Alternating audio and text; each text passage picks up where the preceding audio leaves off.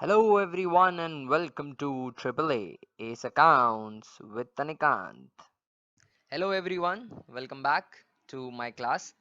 हम पढ़ रहे थे rules of debit and credit. Rules of debit and credit पे रिलेटेड हमने काफ़ी ट्रांजैक्शंस की प्रैक्टिस करी। एक क्वेश्चन हमने प्रॉपर सॉल्व किया जिसमें हमने जर्नल बनाई और जर्नल प्रॉपर फॉर्मेट में बनाई। इस पर्टिकुलर वीडियो सेशन में मैं एक और क्वेश्चन सॉल्व करवाऊंगा जिसमें हम जर्नल बनाएंगे, एक प्रॉपर क्वेश्चन सॉल्व करेंगे, बट साथ ही आप दो कॉन्सेप्ट्स और सीखेंगे और कुछ ट्रांजैक्शंस की हमारी प्रैक्टिस भी हो जाएगी। जो हमने पहले देखे हैं कुछ नए ट्रांजैक्शंस भी आ सकते हैं, बट दो चीजें हम नहीं सीखेंगे। एक सीखेंगे ओपनिंग एंट्री और दूसरा सीखेंगे adjustment of trade discount and cash discount.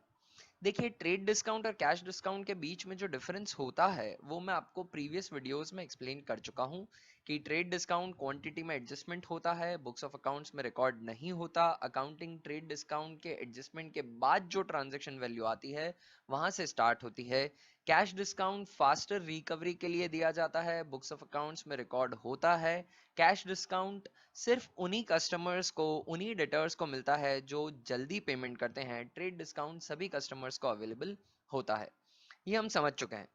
But cash discount और ट्रेड डिस्काउंट की जो कैलकुलेशन इन्वॉल्व होती है, जो हमें कैलकुलेशन करके अमाउंट निकलेगा जिससे हम ट्रांजैक्शन को अच्छे से रिकॉर्ड कर पाएंगे, वो भी इस पर्टिकुलर क्वेश्चन में इन्वॉल्व है।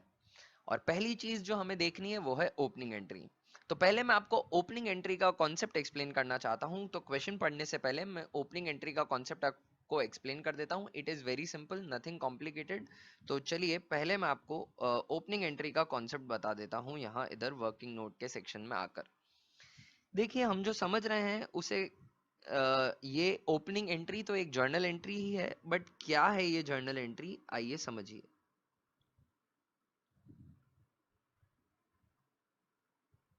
ओपनिंग एंट्री, ओपनिंग एंट्री समझने के लिए वापस मैं अकाउंटिंग के बेसिक्स पे जाऊंगा। देखिए, हम जानते हैं कि अकाउंटिंग एक प्रोसेस है और इस प्रोसेस में रिकॉर्डिंग होती है ट्रांजैक्शन की।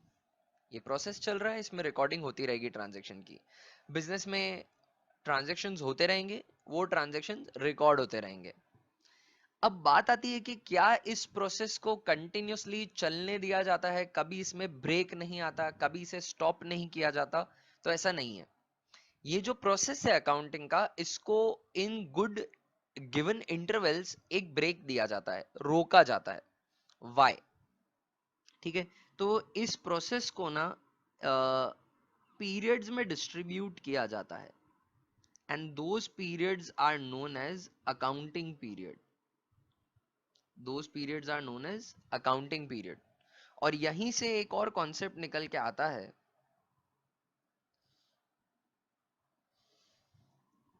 यहीं से एक और कॉन्सेप्ट निकल के आता है जो है periodicity concept. Periodicity concept simply बोलता है कि अकाउंटिंग प्रोसेस को आप पीरियड्स में डिस्ट्रीब्यूट कर दीजिए। क्यों डिस्ट्रीब्यूट करिए? देखिए, ये प्रोसेस चला जाएगा, बिजनेस बंद नहीं होने वाला। बिजनेस एक लंबे समय तक चलता रहेगा, ट्रांजैक्शंस होते रहेंगे। अगर आप इस प्रोसेस में कभी ब्रेक नहीं लगाओगे तो आपको जो कंप्यूट करनी है बिजनेस की प्रॉफिटेबिलिटी, हमें बिजनेस की प्रॉफिटेबिलिटी जाननी है, फाइनेंशियल पोजीशन पता करनी है। कितने एसेट्स हैं मेरे, कितनी लाइबिलिटीज हैं, कितने डेटर्स हैं जिनसे पैसा लेना बाकी है, कितने क्रेडिटर्स हैं जिनको पेमेंट करना बाकी है। तो हमारी जो फाइनेंशियल पोजीशन है वो आइडेंटिफाई करनी है हमें। इसके लिए इस चलते हुए अकाउंटिंग प्रोसेस को गुड इंटरवल्स में ब्रेक दिया जाता है। अब बात उठती है कि क्या वो इंटरवल पीरियड होगा जिसमें किया जाता है। तो it is usually one accounting period, usually, not necessarily, not compulsorily, one accounting period is equal to 1 year, that is 12 months. 12 months. Now, which 12 months are chosen? So, there are two options. एक calendar year वाला option भी आपके पास, calendar year follow कर सकते हैं आप, और financial year भी फॉलो कर सकते हैं। Calendar year begins in January and ends in December. And financial year, as most of you must already know, begins in April and ends in March. तो दो अकाउंटिंग पीरियड के आपके पास options हो जाएंगे, आप कोई भी फॉलो कर सकते हैं। But if you are a company, you have to strictly follow financial year only, और यूजुअली ये पीरियड 12 मंथ्स का होता है। अब इस अकाउंटिंग पीरियड में ना ब्रेक लगाया जाता है, ब्रेक लगाकर प्रॉफिटेबिलिटी कैलकुलेट की जाती है, फाइनेंशियल पोजीशन पता की जाती है। और प्रॉफिटेबिलिटी और फाइनेंशियल पोजीशन पता करने के लिए ये जितने भी एस्पेक्ट्स, यानी कि अकाउंट्स, जर्नल एंट्री डलती है तो blank account D R to blank account डलती है, तो जितने भी अकाउंट्स ओपन है इन सभी को क्लोज कर दिया जाता है, मतलब इस प्रोसेस को ब्रेक दे दिया जाता है। जितने भी ओपन अकाउंट्स हैं उन सभी को क्लोज किया जाता है, फिर प्रॉफिटेबिलिटी निकाली जाती है। ये प्रोसेस खत्म होगा, नेक्स्ट अकाउंटिंग पीरियड फिर से स्टार्ट होगा। तो जितने अकाउंट्स ओपन थे, जिनकी अभी रेलेवेंस खत्म नहीं हुई है, जो आज भी रेलेवेंट है अकाउंटिंग के लिए, जैसे कोई एसेट हो सकती है, कोई डेटर हो सकता है जिससे पैसे अभी भी आने बाकी हैं, इनको वापस अकाउंट बुक्स में लाना पड़ेगा। आपने क्लोज कर दिया, किसी अकाउंट को नहीं छोड़ा, सारे अकाउंट्स को क्लोज कर दिया था प्रीवियस अकाउंटिंग पीरियड के एंड में। नेक्स्ट अकाउंटिंग पीरियड की बिगिनिंग में इन सभी अकाउंट्स को जिनको आप क्लोज कर चुके हो, which are mostly assets and liabilities, nominal account उसमें नहीं रहता, क्योंकि नॉमिनल अकाउंट्स होते हैं इनकम एंड एक्सपेंस, वो सभी प्रॉफिट के कैलकुलेशन में खत्म हो जाते हैं, उनको अब वापस नहीं क्रिएट किया जाएगा। इस साल अगर कोई नया नॉमिनल अकाउंट आता है तो जरूर उसकी अकाउंटिंग एंट्री करेंगे, बट जो मेरी एसेट्स हैं, लाइबिलिटीज हैं, जिनका अभी भी रेलेवेंस है अकाउंटिंग के अंदर, वो सभी अपना बैलेंस लिए ओपन पड़े थे, क्लोज पड़े थे, उनको वापस रीओपन किया जाएगा। और उसके लिए एक चीज पास की जाएगी जिसे हम बोलते हैं ओपनिंग एंट्री। ये पास की जाती है, passed at the beginning of new accounting period to open accounts of previous year, bring back the previous year balances of assets and liabilities। तो ओपनिंग एंट्री डलेगी कैसे, समझिएगा। देखिए, एसेट्स और लाइबिलिटीज के बैलेंस होंगे, मैंने आपको समझाया, नॉमिनल अकाउंट्स तो क्लोज हो जाएंगे और वो प्रॉफिट की कैलकुलेशन में काम आ जाएंगे, बट जो एसेट्स एंड लाइबिलिटीज ओपन होंगे उनके लिए ओपनिंग एंट्री डलेगी। और ओपनिंग एंट्री कुछ इस तरीके से डलती है, ऑल एसेट्स अकाउंट डीआर, सभी एसेट्स फिक्स्ड एंड करंट, सभी एसेट्स को लाइन अप कर दिया जाएगा। मतलब furniture account DR, land and building account DR, plant account DR, machine account D R, cash account DR, debtors account D R, सभी को line up कर दिया जाएगा। क्वेश्चन में गिवन होगा, हमें सभी को डेबिट करना है। All assets account D R to all liabilities account, liabilities का क्रेडिट बैलेंस होता है, to all liabilities account asset का डेबिट बैलेंस होता है, modern rule. All liabilities account to, देखिए ये जो लाइबिलिटीज हैं ऑल, ये आउटसाइडर्स लाइबिलिटी है, एक इनसाइडर्स लाइबिलिटी भी होती है कैपिटल, उसको अलग से प्रेजेंट कर देंगे, to capital account. Similar to assets, liabilities भी एक एक करके इंडिविजुअल अकाउंट्स क्रेडिट होंगे, से creditors account, bank loan account, outstanding expenses account, और फिर to capital account. This is opening entry. ये हर अकाउंटिंग पीरियड की बिगनिंग में पास की जाती है, ठीक है। तो इसे बोलेंगे बीइंग ओपनिंग एंट्री पास्ड। तो ये था कॉन्सेप्ट हमारा ओपनिंग एंट्री का। ये समझाना क्वेश्चन से पहले इसलिए जरूरी था क्योंकि इस क्वेश्चन के स्टार्ट होते ही एक ओपनिंग एंट्री हमें पास करनी है, इसलिए ये समझाना जरूरी था। चलिए अब इस क्वेश्चन को पढ़ते हैं। सबसे पहले हम ओपनिंग एंट्री पढ़ते हैं, प्रॉपर फॉर्मेट बनाएंगे जर्नल का और सारी जर्नल एंट्रीज पास करेंगे। Following balances appeared in the books of Super Garments as on 1st January 2019. So calendar year follow कर रहे हैं ये. This is the first day of the accounting period, that is calendar year 2019.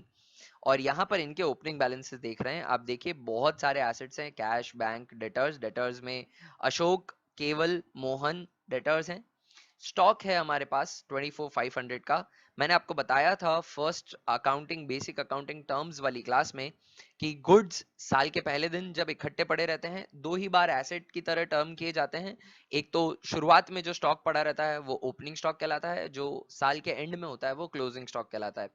तो ये stock साल के पहले दिन है इसलिए इसे ओपनिंग स्टॉक कहेंगे 24,500 का. और फर्नीचर भी हमारे पास. लाइबिलिटीज हैं, क्रेडिटर्स हैं. टोटल क्रेडिटर्स दिए हुए, फिर इनके इंडिविजुअल बाइफर्केशन दिए हुए. राम, अमित, सुनील और बैंक लोन ले रखा है हमने.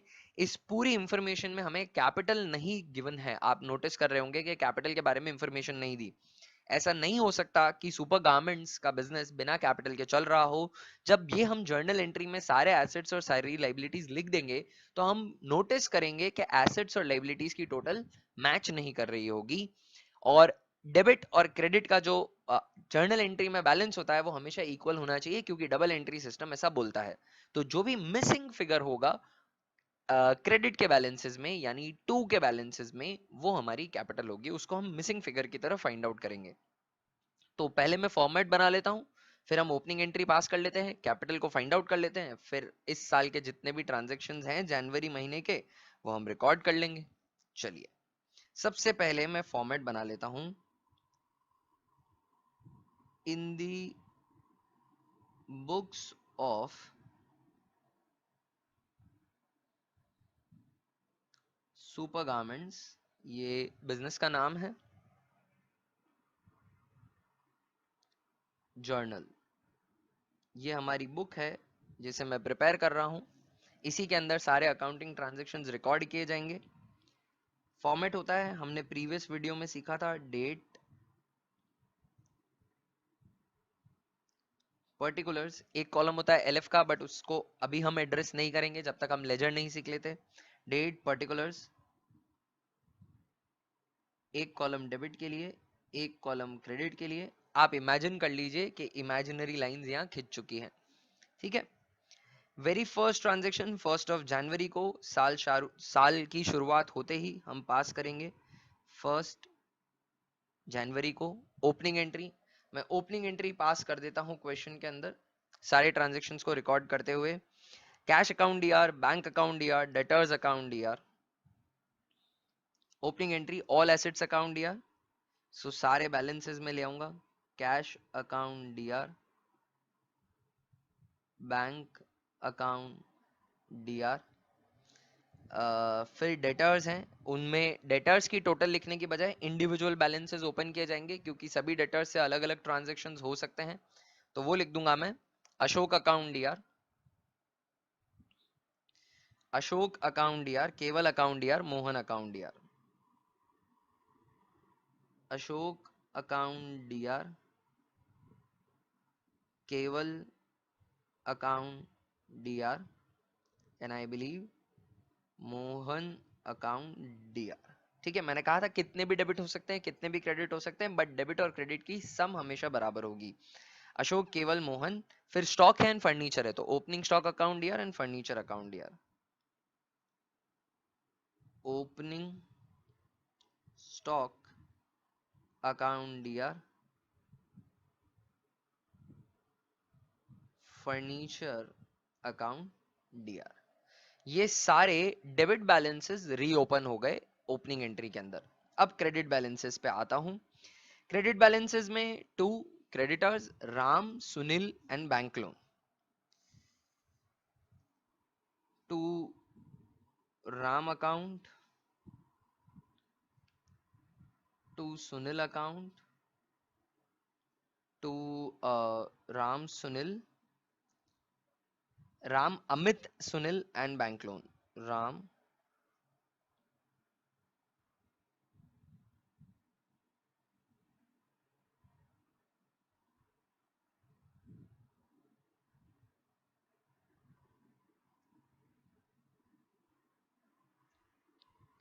टू अमित अकाउंट, ये ऊपर नीचे हो सकते थे बट सम जो बैलेंसेस हैं उसको लिखने में कंफ्यूजन ना हो इसलिए मैंने सीक्वेंस में ही लिखा। To Ram, Amit, Sunil. To bank loan भी है हमारा, टू बैंक लोन अकाउंट। और एक चीज जो डेफिनेटली होगी पर हमें दे नहीं रखी, कैपिटल, उसे मैं बैलेंसिंग फिगर की तरह निकालूंगा, टू कैपिटल अकाउंट। इसको ब्लू में लिखा है just to highlight the concept. Exam में आपको सेपरेट इंक में ऑफ कोर्स करने की जरूरत नहीं है। ठीक है, अमाउंट लिख लेता हूं पहले, क्रेडिटर्स का लिख लेता हूं, 4, 5, 3 और 18। 4,000, 5,000, 3,000, 18,000। और ये जो कैपिटल है ये एज अ बैलेंसिंग फिगर निकलेगी। Balancing figure B/F means balancing figure. इस पूरी डेबिट की टोटल लगाऊंगा, क्रेडिट सबट्रैक्ट करूंगा जो मुझे नोन है, तो बचा हुआ जो क्रेडिट होगा वो ऑफ कोर्स किसका होगा, हमारे कैपिटल का होगा। डेबिट बैलेंसेस में लिख लेता हूं, डेबिट बैलेंसेस 5,000, 12,500, 563,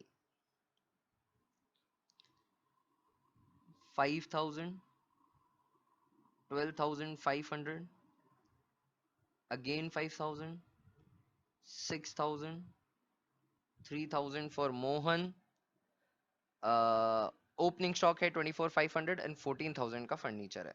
ओपनिंग स्टॉक 24,500 और हमारा 14,000 का फर्नीचर हो गया। ये हमने ओपनिंग एंट्री पास कर दी, 14,000 का हमारा फर्नीचर हो गया, डन। अब इसमें capital as a balancing figure निकाला जाएगा। कैसे निकाला जाएगा, सारे डेबिट्स की टोटल लगाई जाएगी, उसमें से क्रेडिट सबट्रैक्ट कर दी जाएगी, जो बचेगा वो हमारी कैपिटल होगी। 5,000 plus 12,500 plus 5,000 plus 9,000 plus 24,500 plus 14,000, ये डेबिट की टोटल, ये आ रही है 70,000। इसमें से सबट्रैक्ट कर दूंगा सारी क्रेडिट्स, -4,000 -8,000 -18,000, 40,000 हमारा capital as a balancing figure आ रहा है। तो ये मैं इधर लिख देता हूं 40,000 कैपिटल, डन। ये हमने क्या किया, ओपनिंग एंट्री पास करी। नरेशन डाल दूंगा मैं, being opening entry passed, being opening entry passed, done. Opening entry डल चुकी है। ठीक है, काफी बड़ी सी एंट्री डलती है ओपनिंग की, पर सिंपल है। ऑल एसेट्स अकाउंट दिया to all liabilities to capital, and if the capital is known तो एंट्री अपने आप बैलेंस हो जाएगी। ओके, पहला ट्रांजेक्शन। अब हम आते हैं एनुअल, जो महीने में ट्रांजेक्शन हुए हैं हमारे, 3rd of January को नॉर्मल ट्रांजेक्शन जो हुआ है उसकी पोस्टिंग करते हैं। ट्रांजेक्शन बोलता है 3rd of January को bought goods from Suresh for 25,000 at a trade discount of 20% and cash discount of 2%, paid 40% of the amount immediately। देखिए, हमने सुरेश से गुड्स खरीदे हैं 25,000 की वर्थ के, ये उनकी लिस्ट प्राइस थी, उस पे 20% का तो ट्रेड डिस्काउंट मिल गया जो बुक्स ऑफ अकाउंट्स में रिकॉर्ड होगा ही नहीं। सो 25 इंटू 2, 5,000 रुपीज तो ट्रेड डिस्काउंट सीधा सबट्रैक्ट हो गया। जो ट्रांजेक्शन की वैल्यू है वही 20 है। अब इस 20 में हम 40% इमीडिएटली पे कर रहे हैं, तो जो इमीडिएटली पे कर रहे हैं उस पे हमें कैश डिस्काउंट अवेलेबल हो जाएगा। वो कैश डिस्काउंट कितना है, 2% का है। तो कितना कैश डिस्काउंट अवेलेबल होगा और कैसे ट्रांजेक्शन रिकॉर्ड किया जाएगा, उसके लिए एक वर्किंग इन्वॉल्व है। तो पहले मैं वो वर्किंग करता हूं नीचे जाकर वर्किंग नोट्स में, फिर मैं रफ में जाके आपको एस्पेक्ट्स लिख के ट्रांजेक्शन बताऊंगा। ट्रांजेक्शन सिंपली इतना है, सुरेश से गुड्स खरीदे हैं 25 के, 20% का ट्रेड डिस्काउंट है और 2% का कैश डिस्काउंट है। 40% हमने अभी पे किया है, 60% हम बाद में पे करेंगे। चलिए, इसका नीचे मैं पहले वर्किंग नोट बनाता हूं।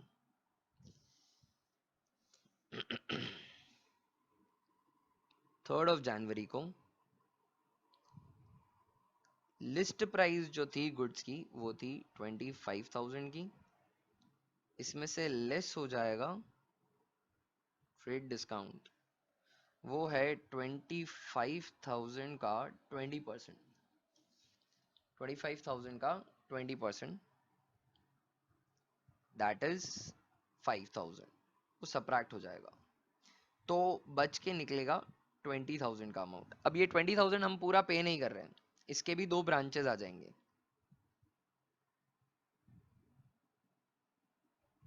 जो हमने कैश में पे कर दिया और जो ड्यू है। हमने कैश में पे किया है, क्वेश्चन बोल रहा है 40% we have paid in cash and 60% is still due. 40% we have paid in cash, that is postulated by the question itself. 40% amount immediately pay किया है, तो 20,000 का 40% 8,000 का कैश आ जाएगा। बचा हुआ ड्यू है, कितना ड्यू है? 12,000 पैसे हमें देने बाकी हैं। जो हम कैश में देंगे उस पे हमें कैश डिस्काउंट और अवेलेबल हो जाएगा। कैश डिस्काउंट, कैश डिस्काउंट कितना मिलेगा हमें? क्वेश्चन के अंदर मेंशन्ड है कैश डिस्काउंट है 2% का। 2% हमें 8,000 का मिलेगा। ऑफ कोर्स जो आप कैश में पे कर रहे हो उसी पे कैश डिस्काउंट मिलेगा, तो 160 का हमारा कैश डिस्काउंट और हो जाएगा। करेक्ट है? तो 9,840 रुपीज जो है वो हम कैश में पे करेंगे। 7,000, how can it be 9,000? 7,840 rupees जो है हम कैश में पे करेंगे। ओके, और 12,000 हम बाद में देंगे। अब ये हुआ हमारा पूरा ट्रांजैक्शन। हमने गुड्स खरीदे हैं सुरेश से और हमने 7,840 कैश में पे किया, 160 का डिस्काउंट यूटिलाइज करके रिसीव करके 12,000 हमें देने बाकी हैं।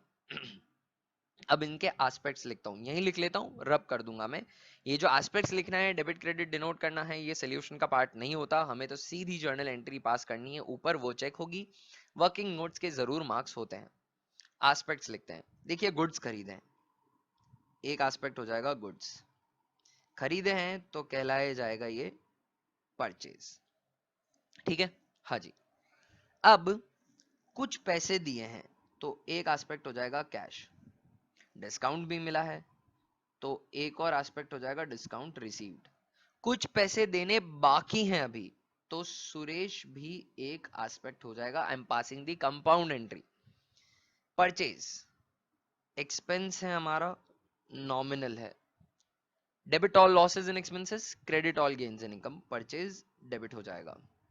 कैश एसेट है, रियल है, बिजनेस से कैश जा रहा है। Debit what comes in, credit what goes out, credit हो जाएगा। ठीक है। Discount received, discount received income है, नॉमिनल से गवर्न होगा। नॉमिनल का रूल बोलता है debit all losses and expenses, credit all gains and incomes, तो ये इनकम है, ये क्रेडिट हो जाएगा। सुरेश पर्सन है, पर्सनल के रूल से गवर्न होगा। पर्सनल का रूल बोलता है debit the receiver, credit the giver. Suresh goods का गिवर है। सर कैश का रिसीवर है? नहीं, कैश का रिसीवर वो है जिसने हमें गुड्स बेचे, और तब हमें सुरेश से मतलब नहीं है। हमने कैश में परचेज करी तो एक हाथ गुड्स आए हैं और हमने कैश दे दिया। सुरेश 12,000 के गुड्स का गिवर है और 8,000 के कैश का रिसीवर है, पर वो कैश परचेज है, तब मैंने सुरेश का नाम यूज ही नहीं किया, तब मैंने सीधी एंट्री डाल दी, किसकी? परचेज की एंट्री डाल दी। तो वो जो 8,000 के गुड्स कैश में परचेज करे गए हैं उसका परचेज और कैश एस्पेक्ट कवर हो चुका है। सुरेश का नाम मैं इसलिए लिख रहा हूं क्योंकि उन्हें पैसे देने बाकी है। जिसको पैसे दे दिए हैं उस पार्टी का नाम तो हम वैसे ही नहीं लिखते। तो यहां पर सुरेश पर्सनली गिवर हैं गुड्स के, तो क्रेडिट द गिवर। जो एंट्री बन रही है वो बन रही है परचेज अकाउंट दिया to cash account to discount received to Suresh. काफी बड़ी सी एंट्री बन रही है। कैश में आएगा 7,840, डिस्काउंट में आएगा 160, सुरेश में आएगा 12,000, परचेज में आएगा जितने की हमने टोटल परचेज करी है वो है 20,000 की। 5,000 का ट्रेड डिस्काउंट सबट्रैक्ट हो जाता है। सुरेश सेल भी 20,000 पे बुक करेगा, मैं परचेज भी 20,000 पे बुक करूंगा। Trade discount is not recorded in books of accounts, we have already established that in the previous video. चलिए अब इस ट्रांजैक्शन की जर्नल एंट्री ऊपर लिखता हूं। ऊपर जर्नल एंट्री पोस्ट कर रहा हूं मैं, 3rd ऑफ जनवरी। एंट्री बनेगी purchase account DR to cash account to discount received account, हमें डिस्काउंट मिला है सुरेश को पेमेंट करते time, to Suresh account. Purchase करी हमने 20,000 की, 7,840 रुपीज का कैश पे किया है, 160 का डिस्काउंट रिसीव किया है, 12,000 रुपीज सुरेश को देने बाकी हैं। Being goods purchased on cash and credit and discount received. You can write the narration as brief as you can. Okay. 3rd of January वाला ट्रांजेक्शन हमारा हो गया। चलिए अगले ट्रांजेक्शन पे आते हैं। 5th of January को सोल्ड गुड्स टू केवल 10,000। Very simple transaction. अगर सीधी एंट्री बन रही है आपके दिमाग में तो बहुत ही अच्छी बात है, आप तरक्की कर रहे हैं। और अगर एंट्री नहीं बन रही है तो प्रैक्टिस की जरूरत है, ज्यादा से ज्यादा प्रैक्टिस करिए। जर्नल एंट्री आएगी तो आगे वाली स्टेजेस बहुत स्मूथली हो जाएंगी। जर्नल एंट्री में अगर फंस गए तो आगे बहुत तकलीफ होने वाली है। तो 5th ऑफ जनवरी को नीचे जाकर मैं आपको रफ वर्क में 5th ऑफ जनवरी का काम करके बता देता हूँ, एस्पेक्ट लिख देता हूँ। ट्रांजैक्शन बड़ा सिंपल सा है, गुड्स सोल्ड टू केवल, पार्टी का नाम यूज्ड है मतलब क्रेडिट सेल है। 2 एस्पेक्ट हो जाएंगे, एक एस्पेक्ट हो जाएगा केवल, दूसरा एस्पेक्ट हो जाएगा गुड्स। गुड्स बिक रहे हैं इसलिए सेल्स कहलाएंगे। केवल पर्सन है, पर्सनल का रूल बोलता है debit the receiver credit the giver, ये गुड्स का रिसीवर है डेबिट कर दूंगा। सेल्स इनकम है, नॉमिनल है, रूल बोलता है debit all losses and expenses credit all gains and incomes, ये इनकम है इसलिए क्रेडिट कर दूंगा। जर्नल एंट्री बनेगी केवल account D R to sales.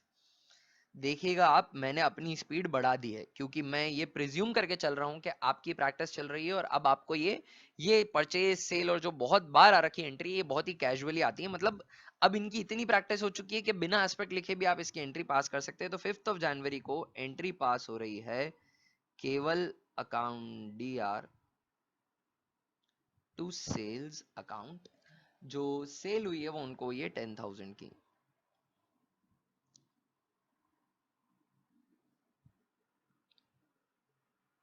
Being credit sales. 5th of January done. आगे आते हैं 8th ऑफ जनवरी को, रिसीव्ड 15,500 फ्रॉम केवल in full settlement of his account. मन ये सवाल कर रहा होगा कि सर 10,000 की तो सेल हुई, 15,500 पे कर रहा है और फिर भी वर्ड यूज है फुल सेटलमेंट, मतलब कुछ डिस्काउंट भी हुआ है, रफा दफा हुआ है, हिसाब चुकता हुआ है। तो आप भूलिएगा मत कि आप एक ऑन गोइंग बिजनेस है, आपके कुछ ओपनिंग बैलेंसेस भी थे। याद दिला दूं कि केवल का ओपनिंग बैलेंस है 6,000 का। 6,000 का केवल का ओपनिंग बैलेंस है। केवल ने 10,000 की और परचेज करी तो हम मांगते हैं केवल से 16,000 रुपीज। 15,500 वो अभी दे रहे हैं 500 रुपए का डिस्काउंट अवेल करके। तो ये चीज समझ में आई होगी, पूरा कॉम्प्रिहेंसिवली अंडरस्टैंड करना है ट्रांजेक्शन को। ये रेलेवेंस होती है ओपनिंग बैलेंसेस की। अगर ओपनिंग बैलेंसेस लाता नहीं तो केवल का 6,000 का बैलेंस पिछले साल ही खत्म हो जाता, तो इस साल 10,000 पे ही सौदेबाजी करना इररेलेवेंट होगा, गलत होगा। ठीक है, चलिए इस ट्रांजेक्शन को अब मैं रिकॉर्ड कर लेता हूं। 15,500 वो पे कर रहे हैं और उनका टोटल सम ड्यू कितना था? टोटल सम ड्यू था 16,000 और ये फुल एंड फाइनल सेटलमेंट है। वर्किंग नोट में आके आपको बता देता हूं कैसे हो रहा है ये। केवल से जो पैसे आ रहे हैं वो आ रहे 5th ऑफ जनवरी को। Opening due from Keval is equal to 6,000। Credit sales करिए, फर्दर क्रेडिट सेल्स वो करी है 10,000 रुपीज की। टोटल ड्यू जो है वो है 16,000 का, टोटल ड्यू 16,000 का है। ठीक है, सम पेड, सम जो वो पे कर रहे हैं 15,500 का पे कर रहे हैं। और क्वेश्चन में लैंग्वेज यूज्ड है फाइनल सेटलमेंट। देखिए दो तरह की लैंग्वेज यूज्ड होती है, एक वर्ड होता है फुल एंड फाइनल सेटलमेंट और एक होता है ऑन अकाउंट। ऑन अकाउंट मतलब खाते में इतना दिया, जो ड्यू है उसका उतना दिया, कितना भी बचाओ वो बाद में पे किया जाएगा, डिस्काउंट नहीं है। और फाइनल सेटलमेंट मतलब जितना भी बचा हुआ है वो डिस्काउंट में कंसिडर कर लिया जाएगा। तो ऑन अकाउंट मतलब बचा हुआ डिस्काउंट नहीं है, बाद में कभी पे किया जाएगा। ऑन अकाउंट मतलब बचा हुआ बाद में पे किया जाएगा। और फाइनल सेटलमेंट मतलब बचा हुआ डिस्काउंट है। तो यहां पर हमने डिस्काउंट अलाउ किया है इन्हें 500 रुपीज का। ये हमारा वर्किंग नोट हो गया। ठीक है, मैं यही एस्पेक्ट्स लिख लेता हूँ, आपको एग्जाम के अंदर एस्पेक्ट्स वगैरह लिख के बताने की जरूरत नहीं है। I am been repeating again and again. आपको सीधी जर्नल एंट्री पास करनी है, उसके मार्क्स होते हैं, और जर्नल एंट्री ही सीखनी है उतनी फ्लुएंसी से बिना एस्पेक्ट्स लिखे। तो अभी जो ट्रांजेक्शन है वो ये है कि हमने पैसा रिसीव किया है केवल से। एक एस्पेक्ट हो जाएगा केवल, एक एस्पेक्ट हो जाएगा कैश, और एक एस्पेक्ट हो जाएगा डिस्काउंट अलाउड। हमने अलाउ किया है डिस्काउंट। केवल is paying me money, he owed us 16,000 but I am settling his account for 15,500, so I have given him a discount। मेरा नुकसान हुआ है, उसको रिसीव हुआ है, उसका फायदा है, पर हम अकाउंटिंग हमारी बुक्स में कर रहे हैं। केवल पर्सन है, पर्सनल का रूल गवर्न करेगा, debit the receiver credit the giver. ये पैसों का गिवर है फिलहाल, तो क्रेडिट द गिवर, पैसे दे रहे हैं ये हमें। कैश एसेट है, रियल है, debit what comes in credit what goes out. Business में कैश आ रहा है, डेबिट कर दूंगा। डिस्काउंट अलाउड, लॉस है, नॉमिनल का रूल गवर्न करेगा, debit all losses and expenses credit all gains and incomes, debit कर दूंगा। फाइनल एंट्री बनेगी कैश अकाउंट या डिस्काउंट अकाउंट या टू केवल अकाउंट। ऊपर जाके एंट्री पास कर रहा हूं। This is happening on sold goods to केवल। 5th को तो सेल की थी, 8th ऑफ जनवरी को पैसे रिसीव हो रहे, तो 8th ऑफ जनवरी को एंट्री डल जाएगी cash account D R discount allowed account D R to Keval account. Cash account D R कितना कैश आ रहा है? 15,500। 500 का डिस्काउंट था, ये हमने नीचे वर्किंग नोट में पता किया है, और 16,000 के जो टोटल ड्यूज हैं वो खत्म हो जाएंगे। नरेशन लिख देंगे हम, बीइंग कैश रिसीव्ड फ्रॉम केवल in final settlement. Done. 8th of January वाला ट्रांजेक्शन भी हमारा हो गया। चलिए नेक्स्ट ट्रांजेक्शन पे आते हैं। 10th of January received cheque from Ashok 4900 allowing him discount 100। जब भी आपको चेक रिसीव हो, आपको बचे हुए क्वेश्चन में पढ़ना है कि ये चेक कब जमा हुआ। जरूरी नहीं है कि जिस दिन चेक रिसीव हुआ उसी दिन जमा हो। जिस दिन चेक रिसीव होता है, अगर उस दिन डिपॉजिट नहीं होता तो उस दिन चेक इन हैंड से एंट्री डाली जाएगी, और डिपॉजिट वाले दिन एक और अकाउंटिंग ट्रांजेक्शन किया जाएगा एडिशनल बैंक में जमा कराने का। तो देखिए नेक्स्ट वाला जो है 15 को, वो दे रखा है check receive from Mohan 2950 in full settlement of his account. ये तो मोहन से नया चेक आ रहा है। 18 को Ashok, cheque of Ashok was dishonoured. 18 को अशोक का चेक डिसऑनर हो रहा है। डिसऑनर मतलब उसके अगेंस्ट पेमेंट नहीं आया, जैसे हम नॉर्मल लैंग्वेज में बोलते हैं बाउंस हो गया। अगर 18 को चेक बाउंस हो रहा है, इसका मतलब जमा हुआ होगा 12th को, तभी ऐसा हो रहा है। Receive cheque from Ashok 10th को जो चेक रिसीव, एक सेकंड, 10th को चेक रिसीव हो रहा है, इस चेक को हम 12th को जमा करा रहे हैं, ये क्लियरली बोला हुआ है। तो 10th को जो चेक रिसीव हो रहा है, receive cheque from Ashok 4900 allowing him discount 100। तो यहाँ पर जितने का चेक है और जितने का डिस्काउंट है हमें सामने दे रखा है, कोई वर्किंग इन्वॉल्व नहीं है, सिर्फ हमें एस्पेक्ट्स का पता करना है। चेक अगले दिन नहीं 12 तारीख को जमा हो रहा है, उस दिन सेम डे जमा नहीं हो रहा, तो जिस दिन चेक रिसीव होगा उस दिन चेक इन हैंड से एंट्री पास की जाएगी। तो 10th ऑफ जनवरी को मैं चेक इन हैंड की एंट्री पास करता हूँ, उसके लिए नीचे एस्पेक्ट्स लिखूंगा मैं रफ में। तो ये जो चेक रिसीव हो रहा है that is happening on 10th of January. तो एक एस्पेक्ट हो जाएगा cheque in hand. Cheque in hand, हमें जो चेक मिल रहा है वो मिल रहा है अशोक से। दूसरा एस्पेक्ट, जो चेक को देने वाले हैं वो हो जाएंगे अशोक, और हम डिस्काउंट भी दे रहे हैं उन्हें, तो एक एस्पेक्ट हो जाएगा discount allowed. Cheque in hand asset है सर, ये चेक वर्थ रखता है उस पैसों की जो इस पे मेंशन्ड है। बैंक में अगर आप ये चेक जमा कराएंगे तो उतने पैसे आपको मिलेंगे। तो एसेट है, रियल का रूल गवर्न करेगा, debit what comes in credit what goes out. Cheque is coming in the business, debit कर देता हूं। डिस्काउंट अलाउड लॉस है, नॉमिनल का रूल गवर्न करेगा, debit all losses and expenses, credit all gains and incomes. Ashok person है, personal का rule govern करेगा, debit the receiver credit the giver, ये चेक के गिवर हैं इसलिए इन्हें क्रेडिट कर देता हूँ।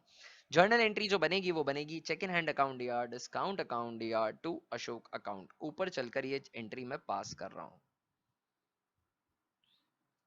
Happening on 10th of January,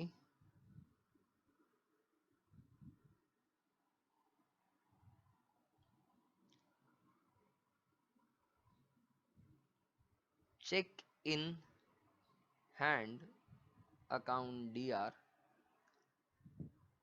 discount allowed account dr to Ashok account. Cheque का अमाउंट और डिस्काउंट का अमाउंट हमें क्वेश्चन में ही मेंशन्ड है, ऊपर पढ़ लेते हैं हम। चेक मिल रहा है हमें 4900 का और 100 रुपीज का डिस्काउंट है, तो 4900 का चेक मिला, 100 रुपीज का डिस्काउंट दिया हमने, टोटल सेटलमेंट जो किया है हमने अशोक का वो 5000 का किया है। ये ट्रांजैक्शन हमारा पोस्ट हो गया, इसका नरेशन लिख देता हूं, being cheque received and discount allowed to Ashok, 10th of January done. अगला ट्रांजैक्शन पे आते हैं हम 12th को। अशोक का जो चेक रिसीव हुआ था ये बैंक में जमा कराया, सिंपल सा ट्रांजैक्शन है। 12th को हम इसको रिकॉर्ड कर लेते हैं, 12th of January। एस्पेक्ट है चेक मिला, इसको जमा कराया, रफ वर्क में जाके आपको एस्पेक्ट्स लिख के एक्सप्लेन कर देता हूँ। 12th of January हमने चेक को बैंक में जमा कराया है, एक एस्पेक्ट हो जाएगा बैंक, दूसरा एस्पेक्ट हो जाएगा cheque in hand. Bank asset है मेरा, रियल का रूल गवर्न करेगा, debit what comes in credit what goes out. Bank में आपके पैसे आएंगे क्योंकि आपने चेक जमा कराएगा, हाँ सेम डे नहीं आएंगे बट 2-3 दिन में आ जाएंगे। और अभी मुझे नहीं पता है कि ये चेक डिसऑनर होने वाला है, 12 तारीख को मैं तो यही मान रहा हूँ कि बैंक में पैसे आ जाएंगे मेरे और चेक ऑनर हो जाएगा। फ्यूचर में डिसऑनर हो रहा है वो अभी अपन ने क्वेश्चन पढ़ लिया, इसे अब हमें पता है, बट 12th को आप इमेजिन करिए जिस दिन ये ट्रांजैक्शन रिकॉर्ड होगा उस दिन ऐसा कोई इंफॉर्मेशन नहीं है कि ये चेक डिसऑनर होने वाला है ना। तो debit what comes in, cheque in hand भी एसेट है, रियल है, और debit what comes in credit what goes out. Cheque bank में दोगे तो बैंक बैलेंस बढ़ेगा, तो cheque is going out of the business. Entry डल जाएगी बैंक अकाउंट या टू चेक इन हैंड, और उतने ही अमाउंट से डलेगी जितने का चेक अशोक ने हमें लिख कर दिया था, दैट इज 4900। तो यहाँ पर मैं एंट्री पास कर देता हूँ, bank account D R to cheque in hand account 4900 being check deposited into bank. 12th of January को चेक डिपॉजिट का ट्रांजैक्शन डन हो गया। आगे बढ़ते हैं, 12th of January के बाद 15th of January को check received from Mohan 2950 in full settlement of his account was deposited in bank on the same day। उसी दिन बैंक में जमा करा दिया, आगे से ही बोला हुआ है तो आज ही बैंक में जमा हो रहा है, तो चेक इन हैंड लिखने की जरूरत नहीं है, सीधा बैंक में डिपॉजिट की एंट्री कर दो। एक बार चेक इन हैंड रिसीव करो फिर सेम डे बैंक में डिपॉजिट करो तो उसकी जरूरत नहीं है, क्योंकि इररिलेवेंट होगा, एक ही दिन के अंदर ट्रांजेक्शन हो रहा है। बट चेक रिसीव करना और बैंक में जमा कराना दो डिफरेंट डेज होते हैं, तो फिर आपको पहले चेक इन हैंड की एंट्री करनी है फिर बैंक डिपॉजिट की एंट्री करनी है। बट अगर सेम डे ही डिपॉजिट हो जाता है तो आप सीधी बैंक से एंट्री कर सकते हैं। मतलब इस ट्रांजेक्शन को मैं ऐसे अज्यूम करूंगा कि मेरे बैंक में पैसे आए, मैंने डिस्काउंट दिया मोहन को, 2950 का चेक रिसीव हो रहा है मोहन से इन फुल सेटलमेंट, मेरे को मोहन के सारे ड्यूज देखने पड़ेंगे, तो चलिए हम मोहन को समझ लेते हैं। मैं केवल से रिलेटेड जो भी मैंने अनोटेशंस कर रखी है उनको हटा देता हूं ताकि कंफ्यूज ना करे। देखिए ऊपर एसेट में मोहन दिया हुआ है 3000 का बैलेंस है, मतलब मोहन से ओपनिंग बैलेंस चल रहा है 3000 का। अभी तक जितने भी ट्रांजेक्शन हुए हैं उसमें मोहन से कोई और ट्रांजेक्शन हुआ है क्या, तो नहीं हुआ है। तो बस सीधी सी बात है 3000 का सम ड्यू था मोहन से, ओपनिंग ड्यू था, और अभी 2950 में फाइनल सेटलमेंट हो रहा है, 50 रुपए का हमने इनको कैश डिस्काउंट दिया है। सर इतने लंबे टाइम में क्यों दिया, कंपनी की पॉलिसी है, कंपनी जाने, आपको क्या करना, हमें तो डिस्काउंट दे रखा है, क्वेश्चन में क्लियरली मेंशन्ड है, तो हम इसको रिकॉर्ड कर लेंगे। रफ में आपको एस्पेक्ट्स बता देता हूँ, मोहन चेक दे रहे हैं, ये बैंक में जमा हो रहा है, यानी एक एस्पेक्ट मोहन हो जाएगा, एक एस्पेक्ट बैंक हो जाएगा और एक डिस्काउंट हो जाएगा। नीचे चलते हैं, रफ में एस्पेक्ट्स लिख के बता देता हूं आपको। एक एस्पेक्ट हो जाएगा सीधा बैंक, क्योंकि बैंक में जमा हो रहा है। हम डिस्काउंट दे रहे हैं तो एक एस्पेक्ट हो जाएगा डिस्काउंट अलाउड, और देने वाला जो है वो है मोहन है, तो तीसरा एस्पेक्ट हो जाएगा मोहन। बैंक एसेट है, रियल है, बैंक बैलेंस आपका बढ़ जाएगा, debit what comes in, discount allowed. Loss है, नॉमिनल है, debit all losses and expenses. Mohan person है, debit the receiver, credit the giver, cheque का गिवर है, बैंक बैलेंस के का गिवर है, क्रेडिट कर दूंगा। एंट्री बन जाएगी बैंक अकाउंट या डिस्काउंट अकाउंट या टू मोहन अकाउंट। ऊपर जाके एंट्री पास कर देता हूं final. This entry would be passed on Mohan से 15th of January।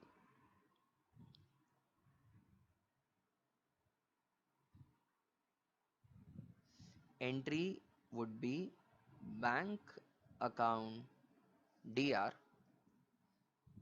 discount allowed account DR to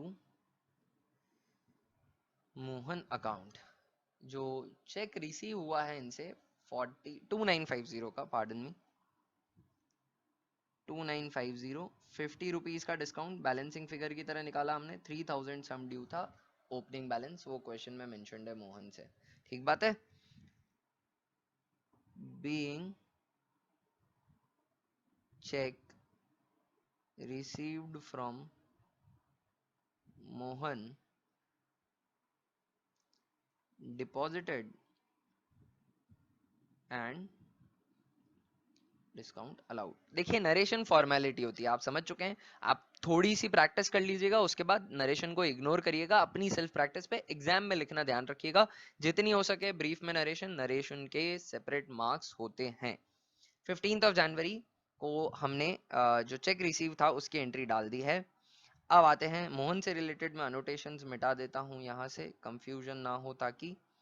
अगले ट्रांजैक्शन पे हम आते हैं, वो है cheque of Ashok was dishonoured.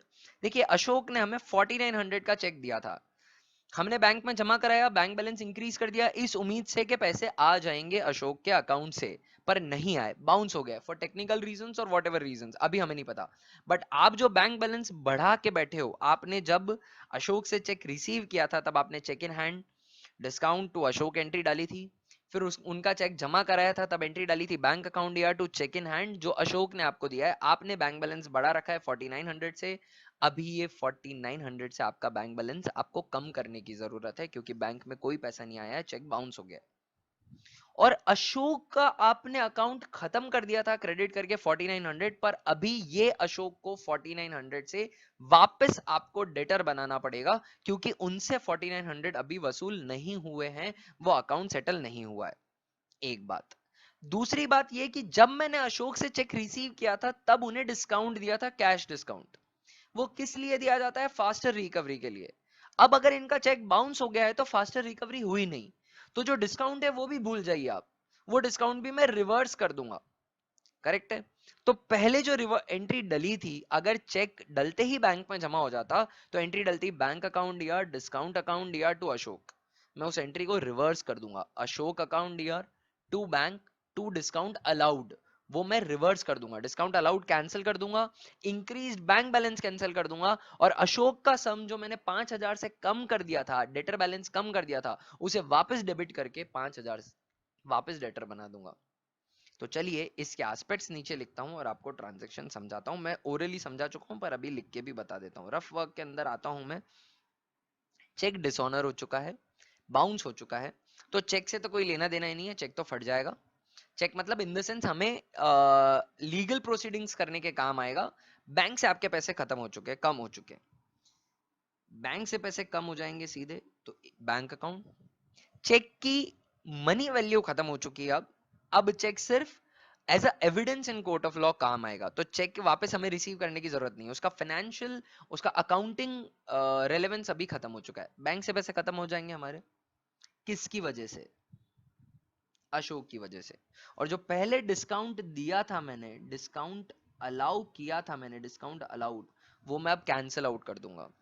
सबसे पहला एस्पेक्ट है मेरा बैंक एसेट है, रियल है, debit what comes in, credit what goes out, bank से पैसे जा रहे हैं 4900, क्रेडिट कर दो। अशोक को वापस डेटर बनाओ। ये बैंक से जो मेरे पैसे कम हुए, ये अशोक की वजह से हुए हैं। ये एक्चुअली इनका रिसीवर अशोक ही है, पहले अशोक की वजह से बड़े हुए मान लिए पर आए नहीं है। ये पैसे अशोक के पास ही पड़े, अशोक के बैंक अकाउंट से आए नहीं। तो पर्सन है, रिसीवर है उन पैसों का जो मेरे बैंक से कम हुए। मेरे बैंक से जो पैसे कम हुए वो अशोक को देने हैं, तो डेबिट कर दूंगा। और डिस्काउंट अलाउड पहले डेबिट किया हुआ था, कैंसिल कर दूंगा, क्रेडिट कर दूंगा।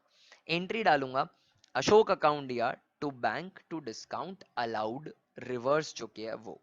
तो अशोक अकाउंट दिया to bank to discount allowed, ये एंट्री डलेगी। चलिए ऊपर चल के मैं एंट्री पास कर देता हूं। This was passed on 15th जनवरी को करा था, है ना। चेक डिसऑनर हो रहा है 18th जनवरी को। एंट्री डल जाएगी इसकी, Ashok account D R to bank account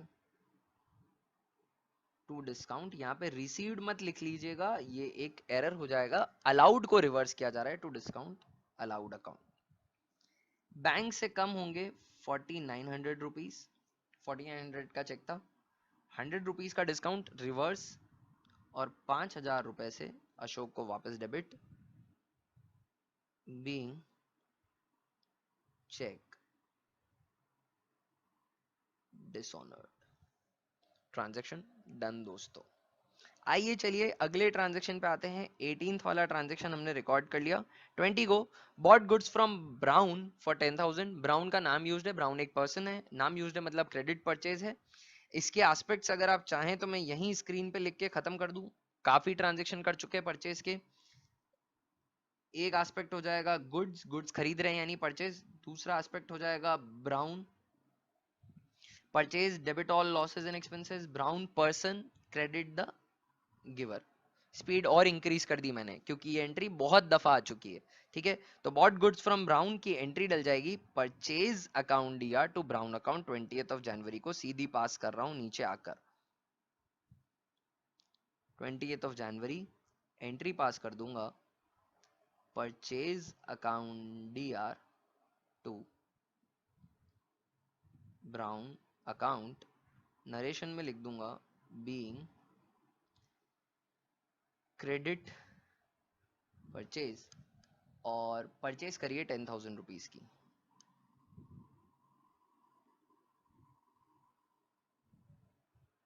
जी ये ट्रांजैक्शन 20th जनवरी वाला भी हो गया हमारा। अगले ट्रांजैक्शन पे आते हैं 23rd जनवरी को। 23rd को क्या हो रहा है, goods bought from Brown was sold to James at a profit of 20%। जो ब्राउन से गुड्स खरीदे थे उन्हें जेम्स को बेच दिया। चलिए इसका भी वर्किंग, चलो इसको प्रॉपर्ली बनाता हूं मैं नीचे। ब्राउन से गुड्स खरीदे थे, जेम्स को बेचे हैं 20% में। ये हुआ है, हमने किया है 23rd को। नीचे आते हैं वर्किंग नोट में, इसका प्रेजेंटेशन दिखा देते हैं।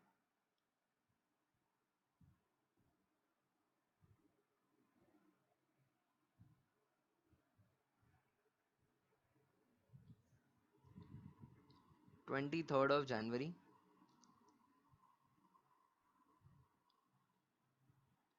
परचेज वैल्यू तो जो थी ब्राउन से गुड्स की वो थी 10,000 रुपीज की।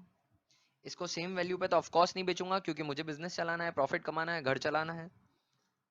एड प्रॉफिट, तो सुपर गारमेंट्स ने इस पे प्रॉफिट जोड़ा है 20% का। किसका 20%? ऑफ कोर्स 10,000 का 20%, 2,000 रुपीज का जोड़ा, तो 12,000 में बेचा है। 12,000 में बेचा है, और किसे बेचा है? जेम्स को बेचा है। दो एस्पेक्ट हो जाएंगे, एक जेम्स गुड्स बिक रहे हैं तो सेल्स कहलाएंगे। जेम्स पर्सन है, debit the receiver credit the giver, goods का रिसीवर है, डेबिट कर दूंगा। सेल्स इनकम है, नॉमिनल है, credit all gains and incomes. Entry बन जाएगी जेम्स अकाउंट दिया टू सेल्स अकाउंट 12,000। ऊपर चल के मैं ये एंट्री पास कर रहा हूँ 23rd को।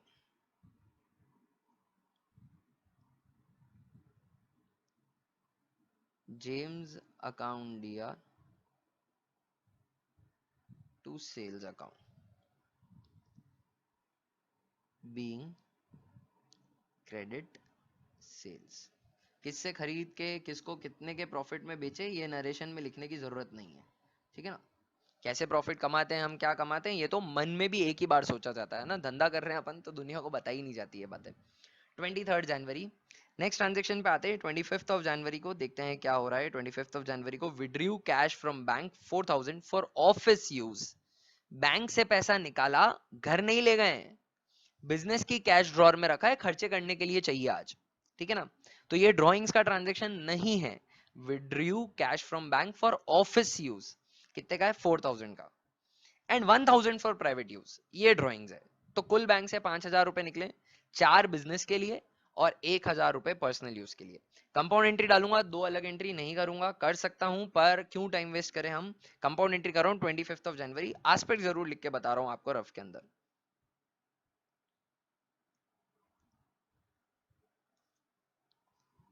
25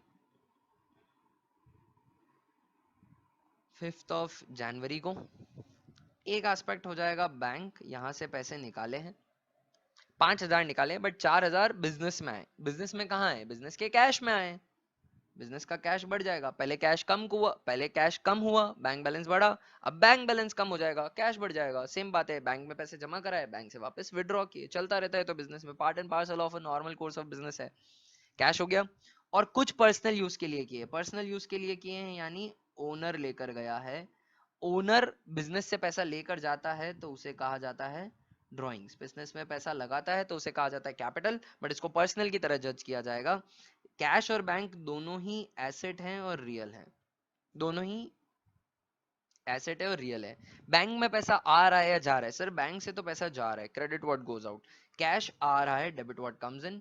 owner, personal, personal debit the receiver, credit the giver. 1000 रुपए का ये रिसीवर है तो डेबिट कर दूंगा।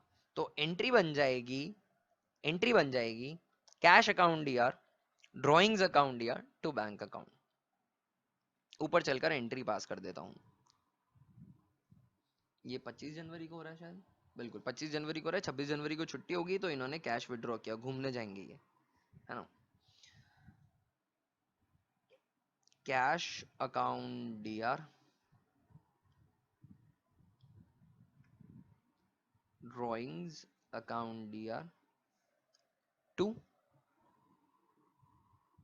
Bank account. बैंक से निकले हैं टोटल 5000 रुपए, कैश निकला है 4000 रुपए का, 1000 is for private use, that is why मैंने ड्राइंग को डेबिट कर दिया। बीइंग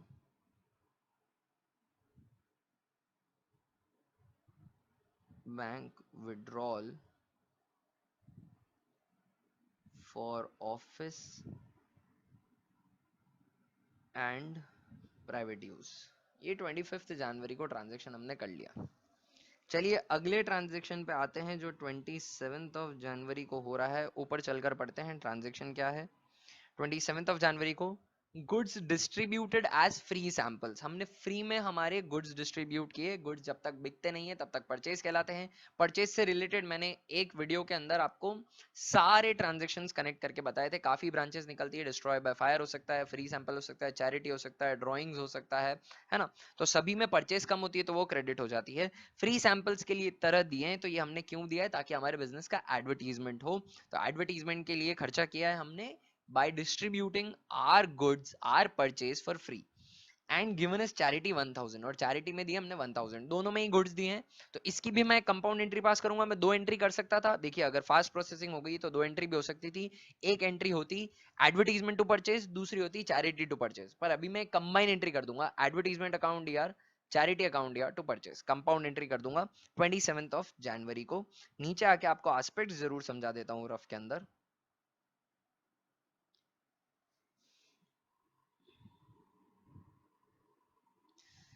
देखिए दिए हैं हमने goods,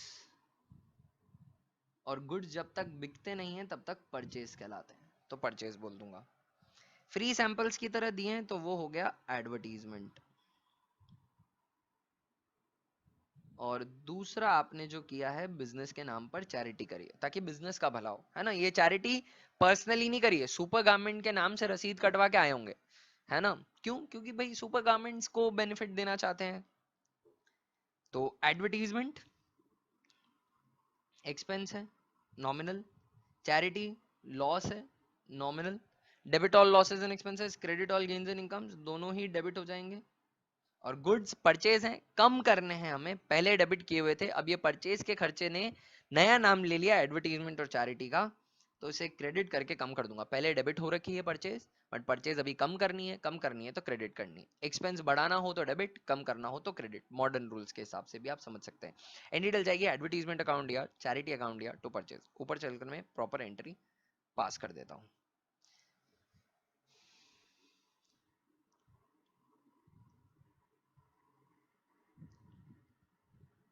advertisement account DR, charity account D R to purchase account. Free sample की तरह दिए 3000 के गुड्स, और चैरिटी करी है 1000 की, 4000 का टोटल हमने किया है ये। एडवर्टीजमेंट अकाउंट दिया, चैरिटी अकाउंट दिया टू परचेज, और नरेशन लिख दूंगा being goods given as charity and free samples. ये जी हमारा 27 जनवरी वाला ट्रांजेक्शन भी हो गया। अगला ट्रांजेक्शन है 29 जनवरी को। चलिए पढ़ लेते हैं उस ट्रांजेक्शन में क्या बोला हुआ है। 29 जनवरी को Ashok became insolvent and paid 60% only. Ashok insolvent हो गया, अशोक इंसॉल्वेंट हो गया।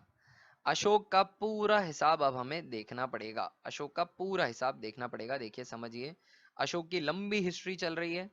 अशोक 5000 से सबसे पहले ऊपर हमारा ओपनिंग बैलेंस था।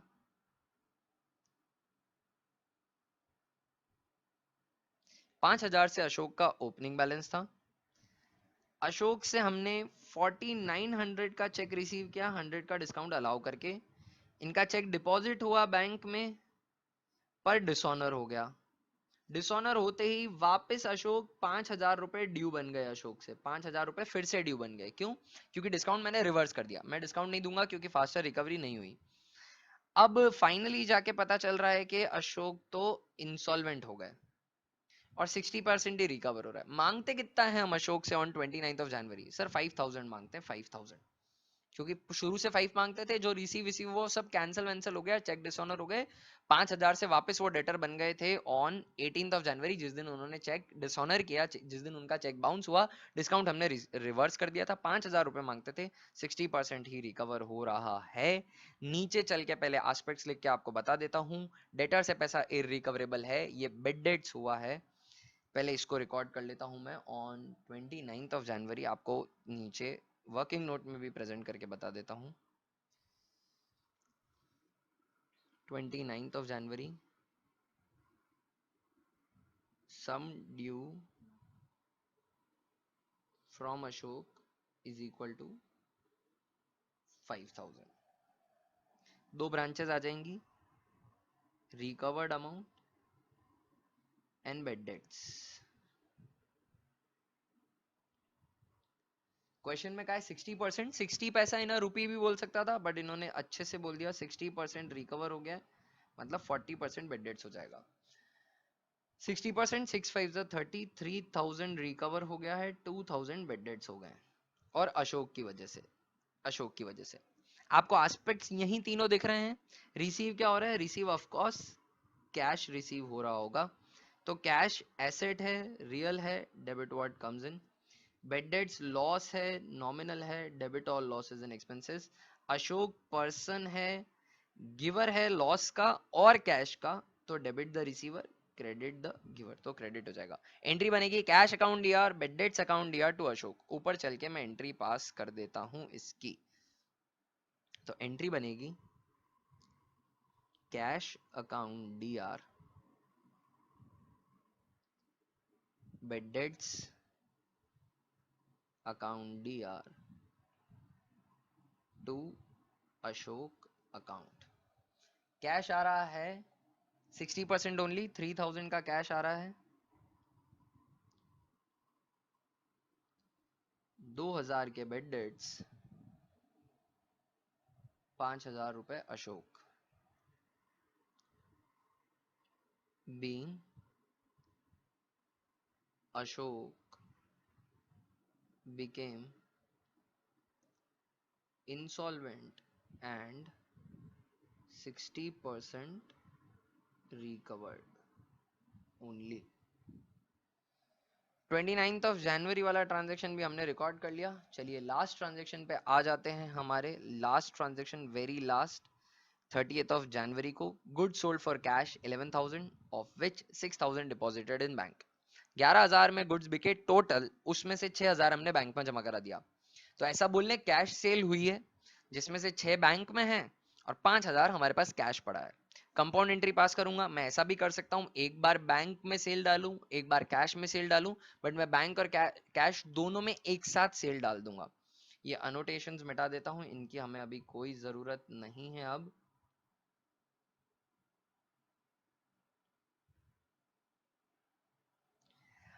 30th ऑफ जनवरी को नीचे एस्पेक्ट्स लिख के जरूर बता देता हूं आपको, ताकि आपको कोई कंफ्यूजन ना हो। 30th ऑफ जनवरी को देखिए सेल्स हुई है गुड्स, तो सेल्स सीधा यूज करता हूँ, गुड्स वगैरह नहीं लिख रहा मैं। पैसे आए हैं, उसमें से कुछ बैंक में जमा हो गए तो सीधा बैंक में ही मानो आप सेल, और कुछ पैसे हमारे पास कैश में पड़े हैं। कैश और बैंक दोनों ही एसेट है, रियल है। Debit what comes in, credit what goes out. Bank में भी पैसा आ रहा है, डेबिट कर दो, कैश में भी पैसा आ रहा है, डेबिट कर दो। सेल्स इनकम है आपकी, नॉमिनल गवर्न करेगा credit all gains and incomes. Entry बन जाएगी बैंक अकाउंट यार, कैश अकाउंट यार to sales account. That's it. ऊपर चल के मैं ये एंट्री पास कर रहा हूं। 30th ऑफ जनवरी एंट्री डलेगी bank account D R, cash account D R to sales account. 11,000 की टोटल सेल्स है, टोटल सेल्स है 11,000 की। इसमें से बैंक में जमा होगा 6,000, बैंक में डिपॉजिट हो जाएगा, तो बैंक के अगेंस्ट में 6,000 लिख देता हूँ। 5,000 रुपीज में कैश में लिख देता हूँ, बीइंग कैश सेल्स। इतना काफी है। बैंक में पैसा जमा होना is as good as cash receive करना, तो बैंक में लिखा है तो भी कैश सेल ही होगी। तो दोस्तों ये एक हमने क्वेश्चन किया, बहुत ही अच्छा इलस्ट्रेशियस, मतलब अच्छा सा इलस्ट्रेशन था ये। काफी ट्रांजेक्शन्स इसमें इन्वॉल्व थे। हमने ओपनिंग एंट्री सीखी, ट्रेड डिस्काउंट और कैश डिस्काउंट का वर्किंग नोट बनाना भी सीखा। हमारी थोड़ी और प्रैक्टिस हुई होगी। आपको ज्यादा से ज्यादा ट्रांजैक्शन की प्रैक्टिस करनी है ताकि कमांड आ जाए, और उसके बाद हम लेजर में कैसे पोस्टिंग्स करते हैं वो सीख लेंगे। उसमें कोई भी कॉन्सेप्ट इन्वॉल्व नहीं रहेगा। इन्हीं रिकॉर्डेड जर्नल एंट्री को सिर्फ देखकर लेजर में उतारना है, सिर्फ प्रेजेंटेशन है वो, कुछ भी कॉन्सेप्ट नहीं है।